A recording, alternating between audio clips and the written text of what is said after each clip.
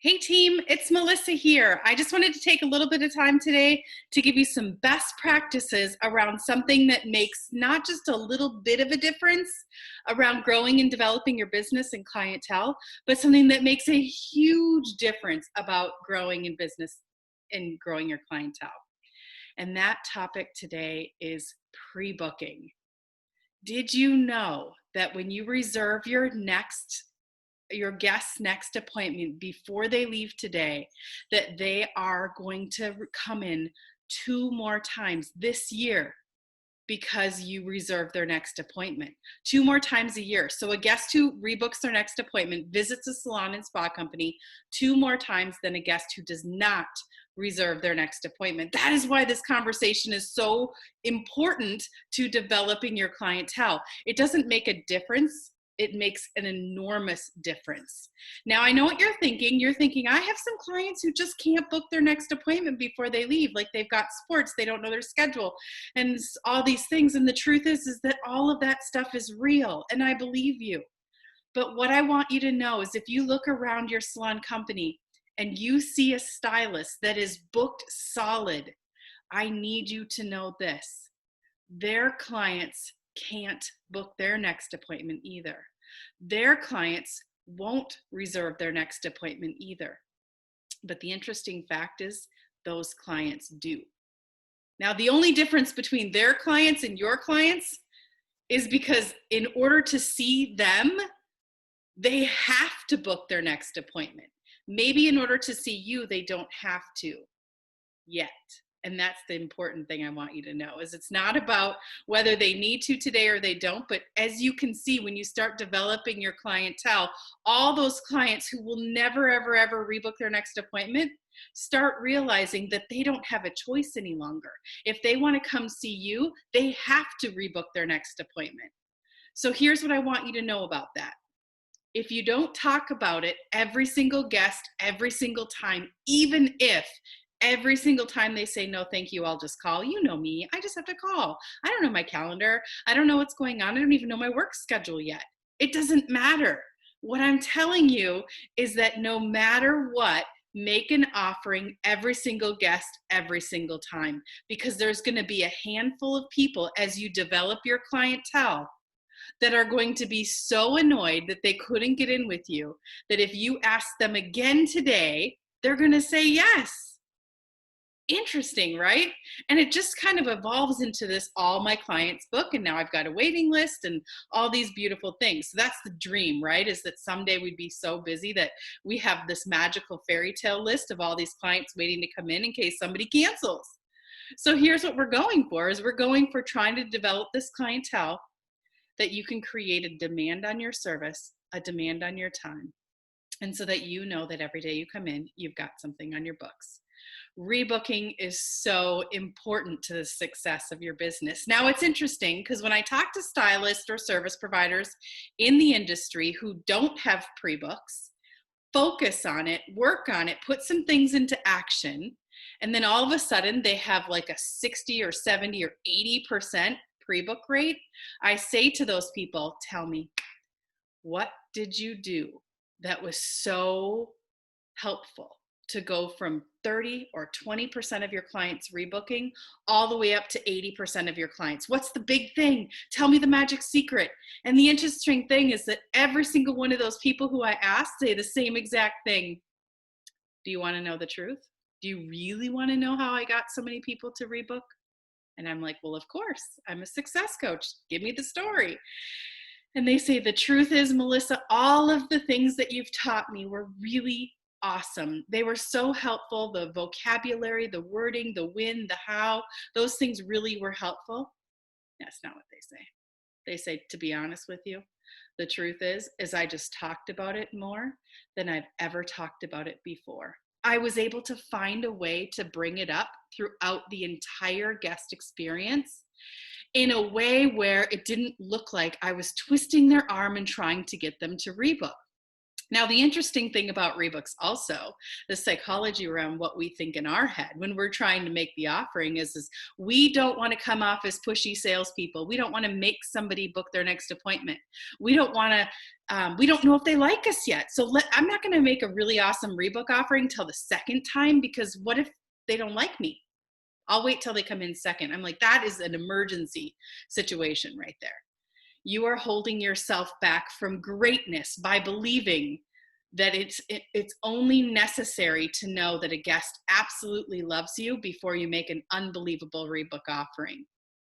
Because the truth is, as I mentioned, the people who have extreme success in rebooking, or more importantly, extreme growth in rebooking, they don't attribute it to all of a sudden all my clients liked me a lot. They attribute it to, I talked about it more than I ever have before. In all my years of being a salon owner, and before that a salon manager, I have never once received a phone call from a client who said, I'm really upset. I'm upset because my hairstylist tried to get me to book my next appointment. Like, that never happens. So I say that to you to say, guys, let's get real here. Your client is not going to be upset and offended because you invited them back for their next appointment. So how do you bring it up in the beginning? How do you bring it up in the middle? And how do you bring it up in the end? And I want to talk to you today a little bit about that. So in the beginning, obviously, the first part of the client experience is the consultation. So we believe that to start the pre-booking conversation, it needs to happen in the consultation, asking questions like, when was your last appointment? Looking at their history and saying, did you know your last visit was 5 weeks ago? So you can take a little bit of a temperature on how that time frame went. Was 5 weeks too long, or was 5 weeks not, too soon? And once you can determine today during the consultation, are they like, oh my gosh, I needed to see you 3 weeks ago? Now, if I can get some information around when their last appointment was, I can bump that up 3 weeks by saying, do you remember when you sat down that this time frame was too long for you? Right? You said you wished you came in 3 weeks ago. So I looked at my calendar, right? So you just keep this conversation going throughout the whole entire visit. And all of a sudden, it is not pushy. You're just giving them your professional opinion and your advice. So be really careful. In the beginning, you might say something like, well, now, just so you know, for this look that we're trying to create today, my advice is that you come in 5, but no longer than 6 weeks. Is that something that you can do with your schedule? And if they say, no, that's way too soon, then you're going to say, let's come up with like maybe adjusting the look a little bit so you can go a little bit longer in between visits. Now, you know what that does? Does it extend a visit? Yeah, it does. But it also helps to give your client the right information so that they can make the right decision on when they want to book their next appointment based on their lifestyle, right? So it's really important that you have that conversation of some sort in the beginning of the visit. How long has it been? And your advice based on the look that we're creating today. The next thing is while you're cutting their hair, in the spa room, it's while you're doing their treatments. You're going to talk about the frequency in which you would recommend somebody coming in for a skin treatment. And, again, taking in a skin treatment situation, taking how many weeks or months they normally go for facials. Maybe they're a client who's like, I only come in when I get a gift certificate. Let's be real. But they started recognizing during your consultation that they're starting to show some signs of aging. And when they recognize that, that makes them nervous. It makes them sad. They're like, I don't want to look old someday, right? Now you can use that information during the client's experience, not the relaxing sleeping part. Don't be one of those talking in the middle of a facial the whole entire time. Unless they want to, right? But think about it like this. There's moments in the treatment where they're moving, you're moving, they're not sleeping. You know what I mean? Like, it's like, hey, before I forget, I want to talk to you about my recommendation for your skin. Did you know that as we age, people who receive more regular skin treatments actually notice the signs of aging decreasing and not happening as fast? Truth is, your skin's going to continue to age. My goal as your esthetician is going to be to touch base with you on a regular basis to see what it is that we need to use and what it is that we need to do to make it so we can slow that down. I'm going to recommend that you come in to start 4 times a year, or 6 times a year, or 8 times, whatever your advice is.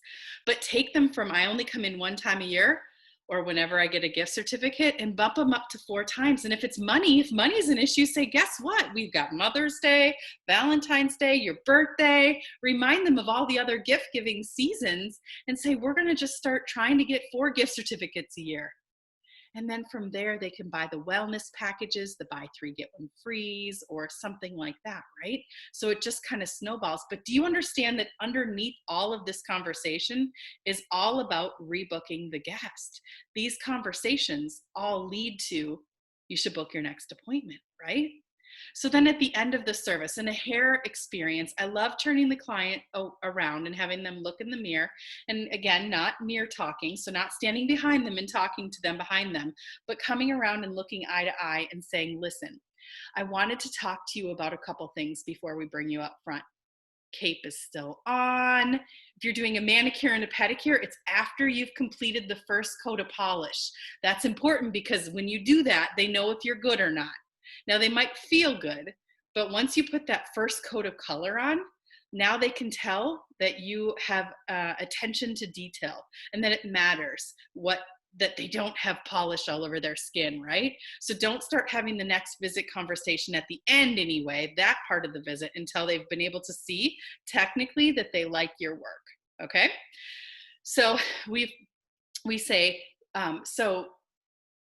based on what we created today, I'm going to recommend 5, but no longer than 6 weeks for your next appointment. Do you have any questions about your haircut today?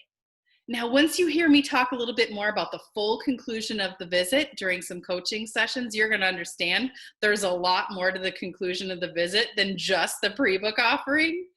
But in this case, I want you to just hear that pre-book offering. So we believe Cape is still on. Turn them around. What do you think? Just as a reminder, I'm going to recommend this many weeks for your next appointment, and then change the subject. Don't say, do you want to book your next appointment? Do you have any questions about your manicure experience today? Do you have any questions about your nail care? And you just are quiet. You change the subject in the name of allowing you the opportunity as the service provider to give them the information without making them book it yet. Okay, now the best next thing to do is to take your travel card, whatever experience that you have, as far as, if you have the paper or not, take them to the front desk, bring them to the front desk. And if you're not checking out your own guest, you're going to look at the receptionist and you're going to say, Sue, would you mind checking 5 or 6 weeks for her next appointment? And just let us know what the date is, and if I have any times available at the same time she was in today. And then you're quiet. What you don't want to say to her is, do you want to book your next appointment? How many weeks do you normally go? Or let the receptionist take it over at this point. Not that they couldn't do a gorgeous, beautiful job at it, but because we want you to make the offering to your guests. They're more likely to say yes to you than they are to the receptionist when you're not there. So again, I've recommended 5 weeks for her next appointment. Would you mind checking that date for us and letting us know what times I might have available? And then you're quiet. At this moment, your guest is just going to go along with it and book their next appointment. In my fairy tale life, right? Now, the truth is that is a perfect way to make an offering. Now, they are also going to say, let's be real, some people are going to say, do you know what, Melissa? I don't know my son's soccer schedule, so I'm just going to hold off on reserving it and give you a call back. Your job at this magical moment is to say these 2 words: no problem. That's it. So I like to say the sentence. I like to say no problem. Think about that. Again, it's the middle of September is about the time that you're going to want to come back for your next appointment. Just so you know, I recommend giving us a call as soon as you know soccer schedule, so that you can get the time of day that you need. I know I can tell you like evening spots, so those are ones that tend to fill up a little bit faster. So just give us a call and set it up as soon as you know. I'd love the opportunity to cut and color your hair again, though. So I hope to see you again. Right? And it's just a great way to handle the no. I don't care if they say yes or no, but I'm just giving them my advice and my recommendations. So I think it's really important for you to recognize, just tell them and then not care, right? So they might say to you now, they might, like after the fifth or sixth time of you doing this whole thing over and over and over again consistently, they might be like, I'm on to you. You bring that up every single time. Like, when are you going to know? I'm not a pre-booking kind of client, right? And you're going to say, you know what? You're right. I know that you aren't, but I'm having some challenges getting some clients in. So I just make it a part of my practice to make the offering every single time, let you know the date. And it's okay if you can. I just want to make sure you know the date and the time. And if there ever is a time where you could start rebooking, it's really awesome, because then I just know you're being taken care of. But it's no worries. I don't mind either way. I just want you to know when I recommend, and want to make sure you know that at every visit. So that's all you say. You just, and or you can even be lighthearted. Your personality, get your personality on and be like, now, Joe, are you going to book your next appointment today, or are you going to call? Like, what's the deal here? Like, when are you going to start listening to me? And just be goofy and corny about it. I know, guarantee it, Joe, someday you will. I know you think you won't, but someday you will book your next appointment. Right? And you just go there. So however it happens. Now, I'm just going to check my little notes here. Oh, another thing that I have here on my notes is dates trigger events. Dates trigger events. And so if you start your shift and you write down in your journal, 4 weeks equals, 5 weeks equals, 6 weeks equals. And when you make those recommendations for 6 weeks, instead of saying, I recommend 6 weeks, say, I recommend the week of the 17th of September. And what happens is those clients who have nothing going on, like they can't imagine, who are so busy, but still can't imagine what they would have going on September 17th, because you brought the date up, there's this thing that sometimes happens where the client's like, you know what, I don't normally reserve my next appointment, but I think I'm going to, because it was a little bit more hard to get in with you today. I can always reschedule it, right? And you're like, yes, no problem. And the opposite of that is somebody who never rebooks is like, oh my gosh, my sister's getting married that weekend. I totally need to reserve my next appointment. And in those moments, you just triggered an event or a non-event in their life. And for some reason, that date is really helpful for it. Another one is don't use the word pre-book in front of the guest. Say rebook, reschedule, reserve, those kind of words when you're talking with a guest. Let's see. Another point that's on our list here is when you're making the actual final offering, I recommend blank weeks for your next appointment. Do you want to do the same time of day or a little bit later? Do you want to do 4 weeks or 5 weeks? What are your thoughts, right? So we recommend saying, I recommend, and then giving 2 choices. Don't say, do you want to book your next appointment? How many weeks would you like to go? Those kind of things. And then if they say things like, I don't have my schedule here, you don't have to fight. The truth is, to get your pre-books growing, you don't have to fight. But should you want to say something to, I don't have my calendar here, or I don't know where I'm going to be, remind them that we have an awesome confirmation program. That, did you know we confirm your appointment this many days ahead of time? So what you could do is reserve it just so we know you're taken care of and we've got the right amount of time. I'll make sure of that. And then if that doesn't work for you, we can always get it rescheduled. But at least we know that we've got something set aside. That's helpful. And then I want to leave you with this last kind of thought. I could talk about this forever, right? But the last thing is from my front desk friends, how can you help? When a service provider comes to the front desk, there's a couple things that you can do to help. One is, if they don't bring up rebooks, it's to bring it up for them. To say, hey, Sue, before you go leave and take your next guest, how many weeks do you recommend for Sherry to come in and get her next appointment?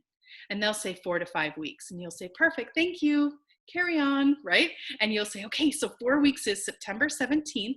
It looks like Sherry's got, or Sue's got the same time of day or a little bit later, which works better for you, right? And you just start assuming that the guest is going to book their next appointment.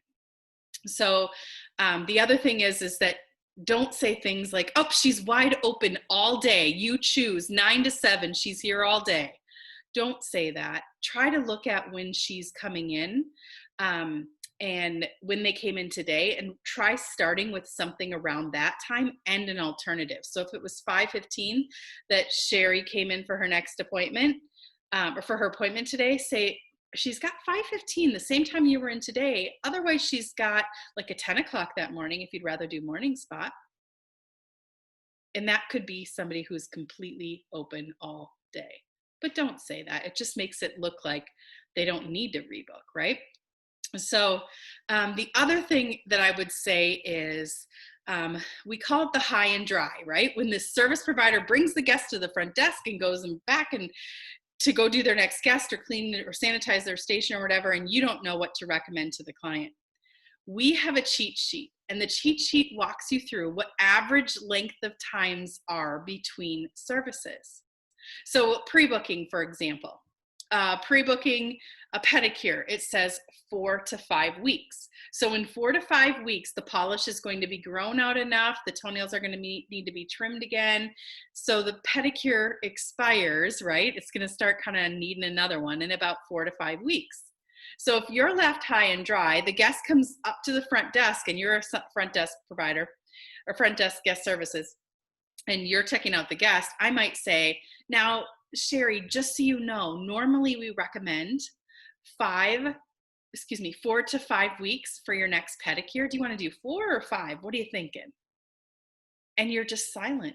And so what you do is you use our average time recommendations so you can have the same conversations with the client, even though the service provider didn't tell you when they recommend for the next appointment. So if you need to see those service time recommendations, it is an attachment on our private team front desk page. Feel free to pull that up, screenshot it, or we can even print it out on our printer if you're connected to the Wi-Fi. And you can have a little cheat sheet on the front desk when you're focusing on this. So again, I could talk about pre-books forever, but today I'm going to just leave you with that big rant. Pre-books are really, really important to the development of your business and to growing your clientele. So I hope that you choose to focus on them this week, and that this video has inspired you in some way to take your pre-book focus to the next level. Thank you so much for your time today. Talk to you soon, guys.